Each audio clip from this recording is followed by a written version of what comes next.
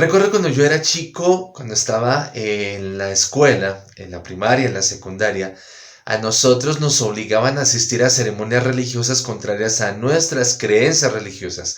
Bueno, yo fui un poco más inteligente y me hice loco y participé activamente de esas ceremonias religiosas, no porque yo estuviera pues convencido de ellas, sino porque estaba buscando aceptación social y estaba buscando evadir las sanciones disciplinarias del colegio, pues para que no me fueran a castigar por negarme a estar presente con todos los demás chicos del colegio en una ceremonia religiosa.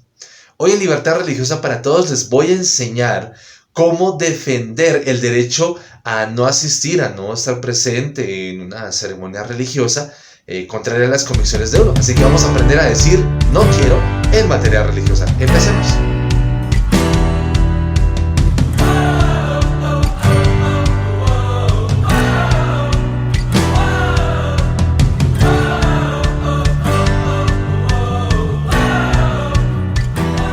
Hola, ¿qué tal? Soy el rabino Richard Gamboa y esto es Libertad Religiosa para Todos. Quiero agradecer a las personas que se han suscrito a este canal, que llegan por primera vez. Muchas gracias por su apoyo reciente. Gracias a esa suscripción podemos expandir este trabajo a más personas. Así que si ustedes no se han suscrito todavía, les invito a que lo hagan. Esto les va a permitir estar al tanto de cuando se suba un nuevo video con una información importante para defender este derecho tan fundamental como lo es la libertad religiosa y más en esos tiempos tan álgidos que tenemos como comunidad humana. La segunda tarea que les quiero invitar a que realicen es a que comenten los videos, que nos compartan lo que hayan aprendido o si hay alguna información adicional con que se pueda complementar la información que les compartimos. Muchas gracias porque eso de parte me ayuda a aprender más de ustedes. La tarea tercera a la que les quiero recomendar es que compartan estos vídeos. Hay personas en distintas partes del mundo que no conocen esos derechos derivados de la libertad religiosa. Así que cada vez que ustedes comparten esa información, están ayudando a que una persona pueda salvar su vida y mejorar su vida gracias a la información que obtienen para defender la libertad religiosa. Y la cuarta tarea, y pues no menos importante, es que me ayuden con una manito arriba, con un like, si les gustan esos videos. Eso me permite saber cuáles les están gustando más para darles más publicidad y recomendarlos. Y bien, entrando en materia, hoy vamos a tratar acerca del derecho a decir no quiero en materia de libertad religiosa, en asuntos religiosos. El testimonio que yo les compartí al inicio, en el intro de este video, tiene que ver mucho con lo que yo viví en esa época. Estamos hablando de los años 80 y principios de los 90, cuando en Colombia no teníamos libertad religiosa, no teníamos leyes que protegieran la libertad religiosa. Antes de 1991, mi país era un país confesional, había solamente una religión oficial y todos nos teníamos que ajustar a esa religión obligadamente. Incluso había que tener un documento de membresía de esa religión para poder acceder incluso a cargos públicos. Era una situación bastante complicada. E incluso años después de que se promulga en Colombia la libertad religiosa, todavía había un gran sector del pueblo colombiano que se resistía a respetar la libertad religiosa, a reconocerla, y todavía seguían haciendo proselitismo agresivo en distintos establecimientos, en las familias, en las escuelas, en las bases militares de policía. Entonces era una situación muy complicada y a mí me tocó vivir de niño y de adolescente esa situación. Esto lo explico para que las generaciones jóvenes que están viendo este video puedan comprender en qué contexto les conté la historia que les conté al inicio de este video. Y bien, ya que estamos hablando de aprender a decir no quiero en asuntos de religión, voy a citar nuevamente el artículo 13 de la Declaración de Derechos Religiosos y Espirituales. En el video anterior solamente leímos la primera frase, que es: toda persona tiene derecho a no ser obligada o coaccionada en ninguna manera para que abrace creencias religiosas contrarias a las suyas propias. Pero ahora voy a leer la segunda línea de este artículo, que dice que toda persona tiene derecho a que no se le obligue a que practique actos de culto o que asista a ellos sin su libre consentimiento o para que reciba asistencia religiosa contraria a sus convicciones personales. Este derecho, sin embargo, no aparece como tal explícito en ninguna norma internacional,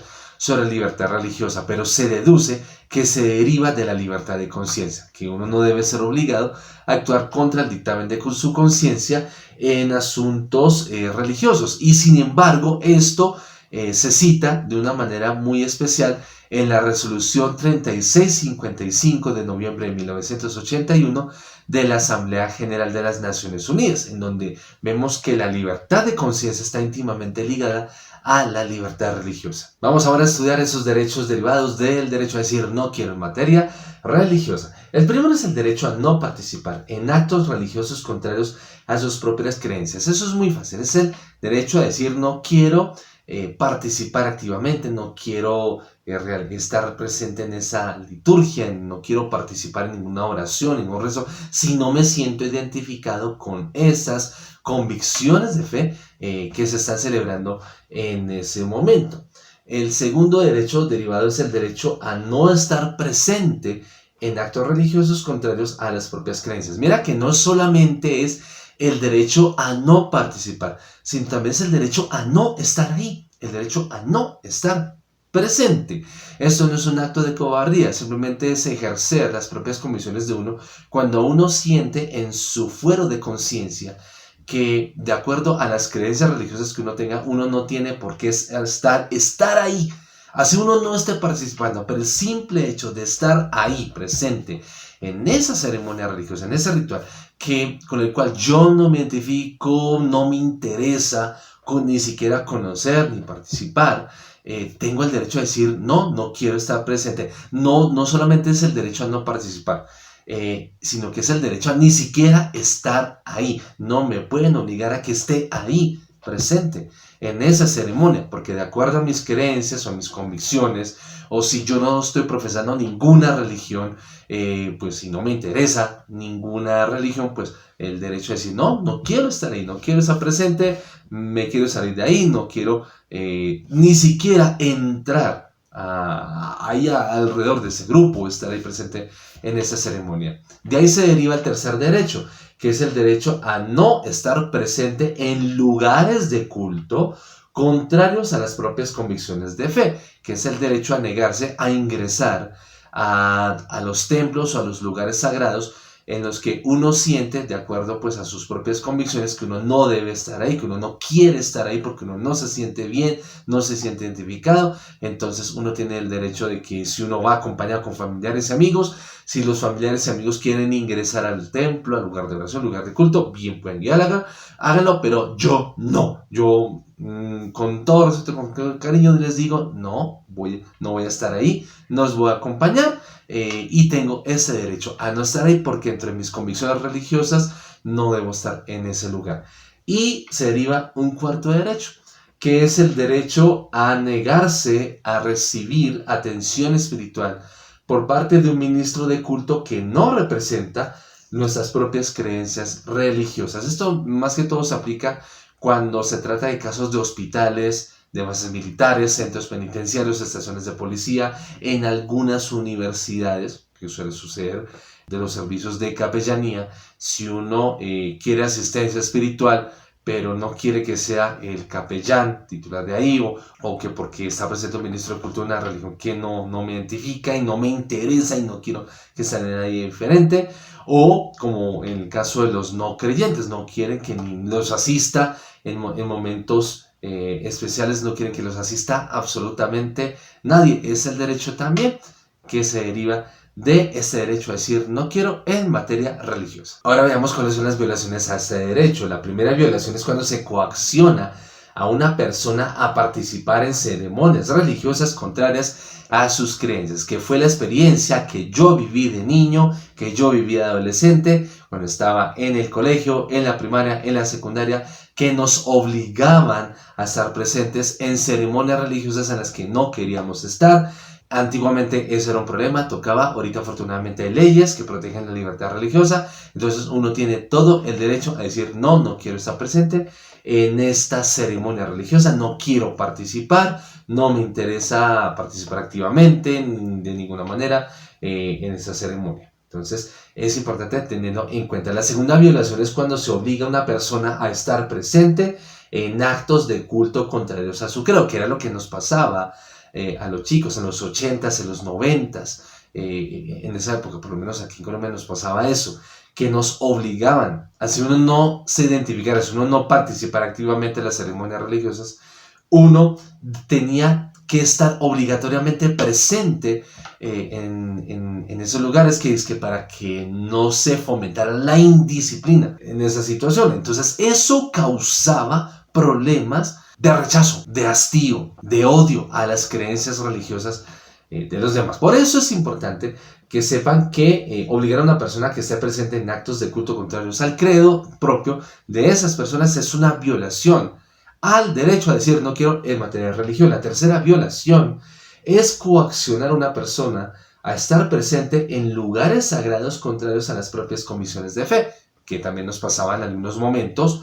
Yo recuerdo cuando estaba en la primaria, nos llevaban a un templo de una religión que con muchos algunos nos sentíamos identificados, pero tocaba estar porque eran las normas del colegio, la disciplina del colegio, era la religión que profesaba el director de ese colegio, entonces nos tocaba estar obligatoriamente. Entonces hoy día esto es una violación a la libertad religiosa, es una violación a la libertad de conciencia, que se obliga a una persona a que esté presente en lugares sagrados contrarios a las propias convicciones de fe. La cuarta violación es cuando se coacciona a una persona a que reciba asistencia espiritual por parte de un ministro de culto que representa un credo diferente al de uno. Como les decía, esta violación generalmente se comete mucho cuando hay situaciones, por ejemplo, de hospitales. Resulta que está un enfermo de una confesión religiosa o no tiene ninguna confesión religiosa y está en una situación enferma. Y los familiares que son bien religiosos buscan al capellán de ese hospital para que le haga un ritual, una ceremonia, una oración a esta persona que está enferma. Pero resulta que este enfermo no profesa la religión de su familia, no profesa la religión del capellán que viene y se crea una situación de conflicto. Entonces hay que tener mucho cuidado para que esto no suceda. Sucede también en las cárceles. Yo recuerdo cuando hace unos años atendí el caso de un comunitario, un correligionario judío, que está pagando prisión por un crimen que cometió y sin embargo se le prohibió recibir asistencia religiosa conforme a sus creencias religiosas y pues le estaban obligando a que recibiera asistencia religiosa de otro capellán de otro credo diferente. Entonces este recluso interpuso una acción de tutela contra el instituto carcelario y se hizo toda la gestión para que este comunitario pues pudiera recibir asistencia religiosa conforme a sus propias creencias. Es importante que ustedes sepan que estas violaciones que acabo de mencionar en algunos países constituyen delito. Por ejemplo, en mi país, en Colombia, está tipificado como delito de constreñimiento ilegal. Cuando se le obliga a una persona a tolerar algo o a hacer cualquier cosa que es contrario a sus propias convicciones, es una violación a la libertad de conciencia. Hablemos ahora de las recomendaciones que doy para que no se siga violando este derecho a decir no quiero en materia religiosa. Quiero en este momento dirigirme a quienes son padres de familia. Quiero que me pongan mucha atención los papás y las mamás para que tengan muy presente esto con sus hijas y con sus hijos. Ustedes como papás y como mamás pues tienen el derecho, como lo vamos a ver más adelante, en unos videos más adelante vamos a ver los derechos religiosos que tienen los padres de familia con respecto a sus hijos.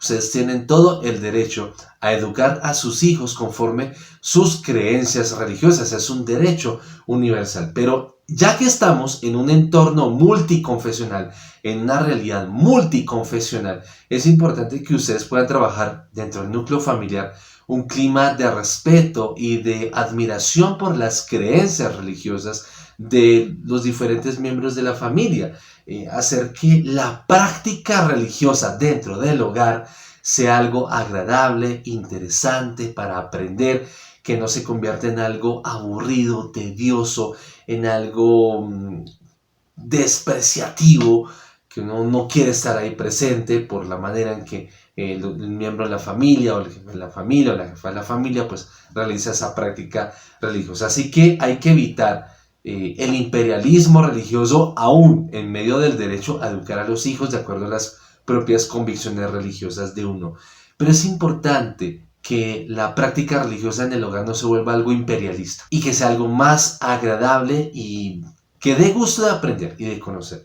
Porque allí es donde comienza el conflicto religioso, cuando no se respetan las creencias religiosas entre los miembros de la familia, eso especialmente entre los cónyuges, qué tan importante es, y entre los hijos, sobre todo cuando son hijos ya mayores, adolescentes, que ya están empezando a mirar diferentes opciones de fe o están explorando el espacio de la no creencia, como sucede en algunos entornos de adolescentes, generalmente en algunos casos, en algunas situaciones, algunos adolescentes exploran el espacio de la no creencia, pero después pues terminan abrazando alguna creencia religiosa o alguna espiritualidad, o si deciden, de acuerdo pues a su formación, a su investigación personal, deciden mantenerse como no creyentes. Pero lo importante es trabajar en eso, en ese clima de respeto, del conocimiento mutuo, para evitar conflictos religiosos en el hogar. Esto lo he denunciado, lo denuncié precisamente hace 11 años en un artículo